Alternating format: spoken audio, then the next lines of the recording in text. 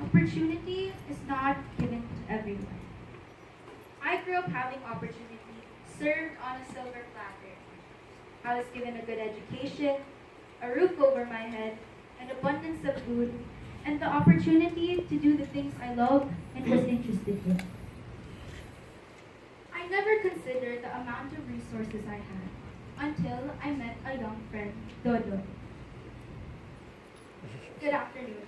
My name is Paige and today I will be sharing a journey on teaching a boy named Dodoy. I've known Dodoy since he was 5 years old. I practically saw him grow up. However, I only took notice of his school situation when I was in grade 11, when we had our Power and Poverty block, where we talked about global issues. One of the topics was education. I always knew the conditions of Philippine public schools being very poor, but I did not realize that it had affected the children personally. When I got home that day, I decided to talk to Dodoy about his school and try to get to know him. I learned many things about Dodoy that day. I had found out that he was actually interested in art, but is not able to further explore this because his school and family are not able to provide this for him in terms of time, budget, and materials. Dodoy and I also talked about his soccer team and how much he loves playing the game. However, I learned that he had a difficult time communicating and connecting with his teammates and coach. Dodoy's first language is Tagalog, so he feels shy when speaking to his teammates, since their first language is English. It really affects his urge to learn more because he is afraid to make a mistake when speaking English. This conversation made me realize new things about Dodoy. I saw how he isn't able to use his sense of creativity and imagination that every child should have due to lack of materials and money. He also isn't confident with the way he presents himself and is discouraged to strive in something which he could possibly be good at.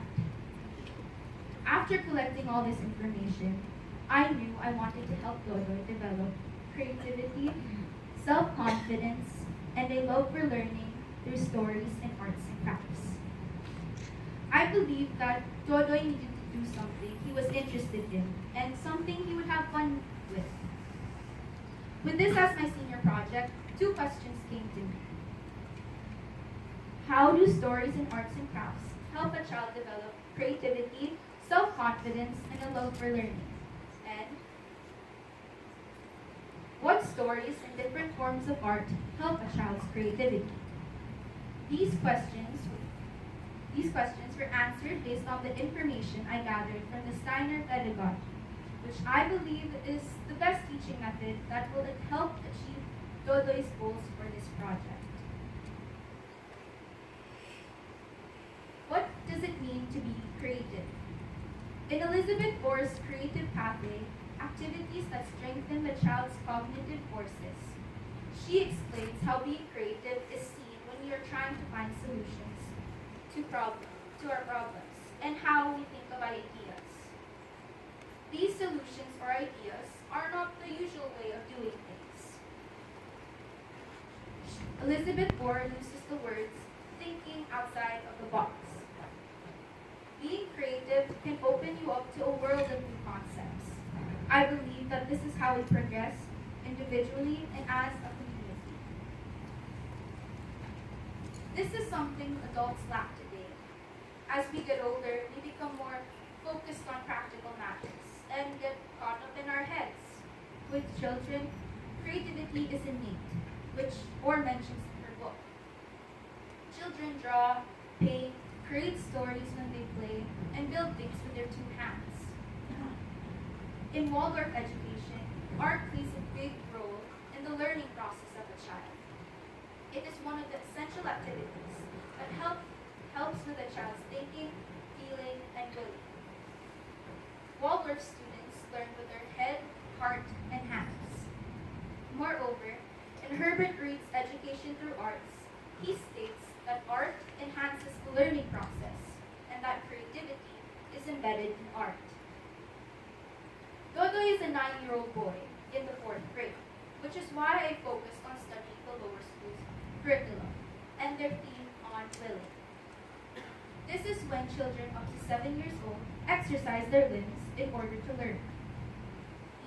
Julissa Andalan de la Cruz, a class 2 teacher, explained how important it is for children to experience feeling the world before transitioning into the thinking realm. Having activities like jumping, running, and crawling will help with willfulness, which will teach these children purpose in the things they do. And this is done through imitation from the teacher and also following a flow and a rhythm every day. By doing this, children develop the feeling of confidence. I also saw how activities like arts and crafts help with the students' learning process. Having arts and crafts is important in Waldorf education, and non-Waldorf pedagogies have some of the same beliefs too. In an article by Grace Wantage, she talks about how the core curriculum today, in most schools today, are so focused in subjects like math and science.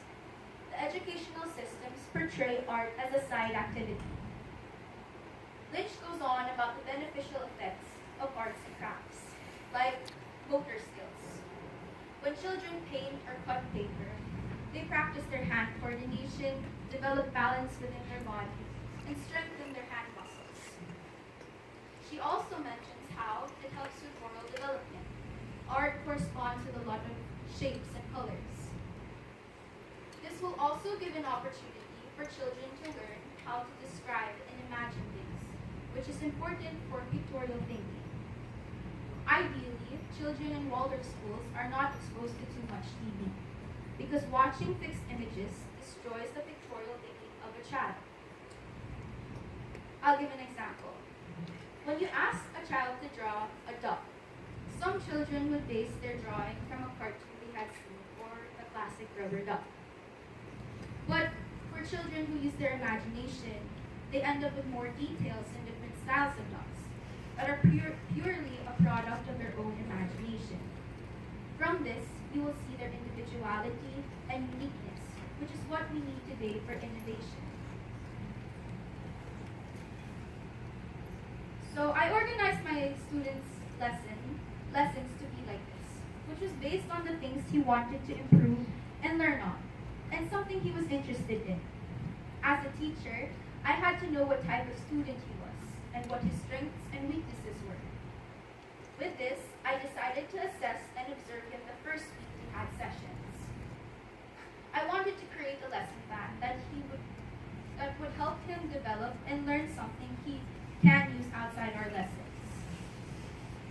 As I observed Dodoy, I was able to spot the things we needed to work on and the things he was good at. He was a student who struggled with comprehending and enunciating words from the stories he read and being read to him. Dodoy also did not experience a lot of activities like reading stories and arts and crafts. I could see how his drawings were all cartoons and stick figures. His creativity was not developed yet. However, Dodoy is a fast learner, and he is always up to do anything. Even at the very beginning of our sessions, he would be the one to approach me if we would have a session that day, which shows that he has the urge to learn.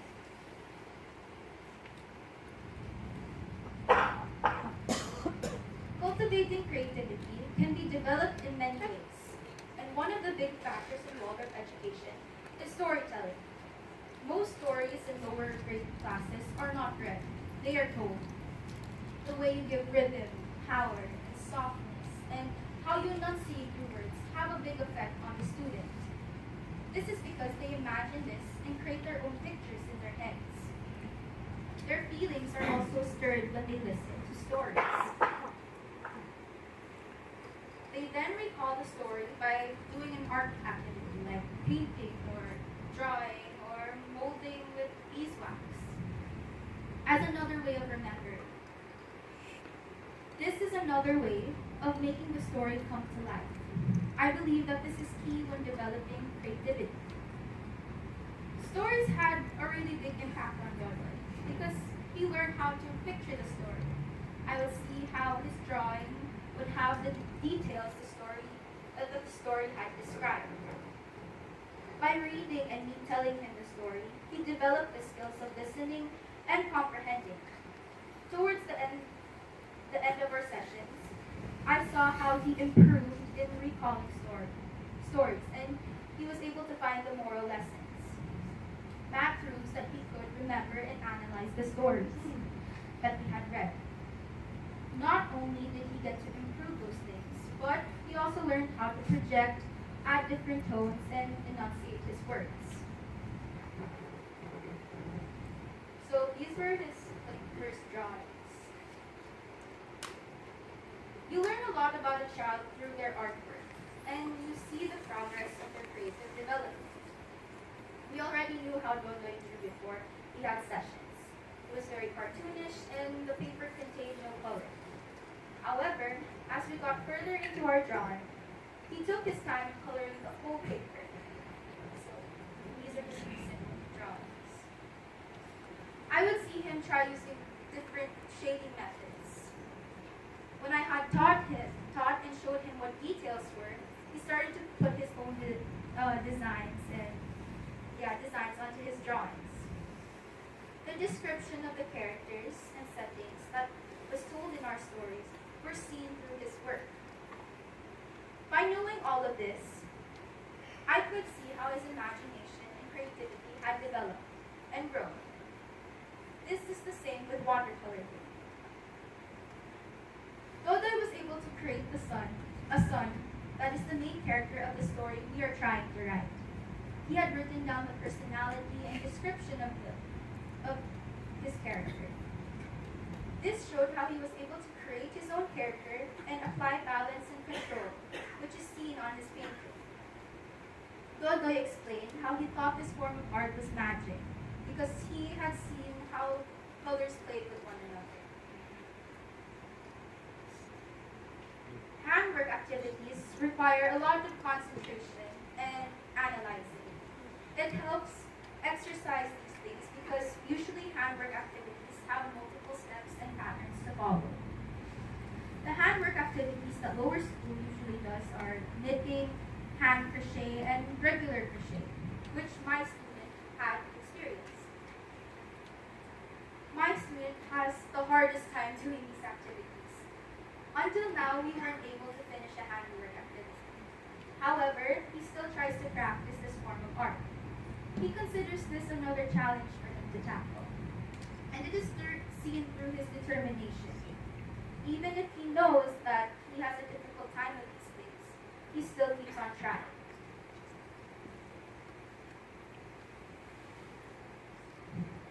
Before I had reviewed my notes and Dodoy's previous work, I had feared that he had not learned anything and was not having fun. But halfway through our journey together, Dodoy said this to me. Excuse my Filipino, I'm not very good. Ate Paige, sana pwede ko ito ituro sa mga kaibigan ko. That was the day where I felt motivated to teach more. Because that's when I found out that he was enjoying and actually learning. We both were excited for this teaching moment Dodoy was going to give. I had taken care of the date when he was going to teach, and he took care of the lesson plan, which he based off from my lesson plans. Dodoy even adjusted some of the things in the lesson so that his friends could understand what he was trying to teach, like translating the short story into Tagalog. He became a mini-me. From this output, I was finally able to see his development.